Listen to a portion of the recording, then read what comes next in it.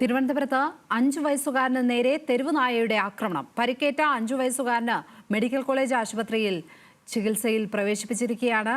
വിവരങ്ങളുമായി തിരുവനന്തപുരത്ത് നിന്ന് അഞ്ജു ജയപ്രകാശ് ചേരുന്നു.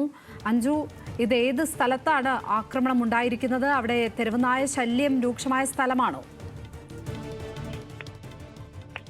ലക്ഷ്മി, മലയൻകീഴ് മണിയറവിള ആശുപത്രിക്ക് സമീപം വെച്ചാണ് ഈ കുഞ്ഞിനെ തെരുവുനായയുടെ ആക്രമണം ഉണ്ടാകുന്നത്. ഇന്ന് രാവിലെ 10 മണിയോടുകൂടിയാണ് ഈ കുടുംബം ആശുപത്രിയിലേക്ക് അതായത് സഹിംഷ സപ്ന ദമ്പതികളാണ് തങ്ങളുടെ കുഞ്ഞുങ്ങളുമായിട്ട് ആശുപത്രിയിൽ എത്തിയത്. അങ്ങനെ ഓട്ടോയിൽ ആശുപത്രിക്ക് മുന്നിൽ ഇറങ്ങിയ സമയത്താണ് 5 വയസ്സുകാരനായിട്ടുള്ള അസ്ഹാബിന് നേരെ ഈ തെരുവ് നായയുടെ ആക്രമണം ഉണ്ടാകുന്നത്. അങ്ങനെ സമീപത്തുണ്ടായിരുന്ന ആംബുലൻസ് ഡ്രൈവറും ഓട്ടോ ഡ്രൈവർമാരും ഒക്കെയാണ് ഈ തെരുവ് നായയെ അവിടെ നിന്ന് ഓടിച്ചിട്ടുണ്ടായിരുന്നത്. ഉടൻ തന്നെ കുഞ്ഞിനെ തൊട്ടടുത്തുള്ള ആശുപത്രിയിൽ തന്നെ പ്രാഥമിക ചികിത്സ ലഭിച്ചതിനു ശേഷം മെഡിക്കൽ കോളേജ് ആശുപത്രിയിലേക്ക് മാറ്റുകയാണ് ഉണ്ടായത്. സമീപ പ്രദേശങ്ങളിൽ തെരുവുനായയുടെ ശല്യം അടിക്കടി ഉണ്ടാവാറുണ്ടെന്ന് അവിടെ ഉണ്ടായിരുന്ന ഓട്ടോ തൊഴിലാളികളും ഒപ്പം തന്നെ ആംബുലൻസ് ഡ്രൈവർമാരും ഒക്കെ പരാതി ആയിട്ട് ഉന്നയിച്ചിട്ടുണ്ടായിരുന്നു.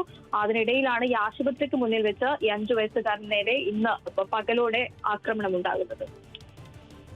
അഞ്ജു ജയപ്രകാശാണ് വിവരങ്ങൾ നൽകിയത് തിരുവനന്തപുരത്ത് നിന്ന്.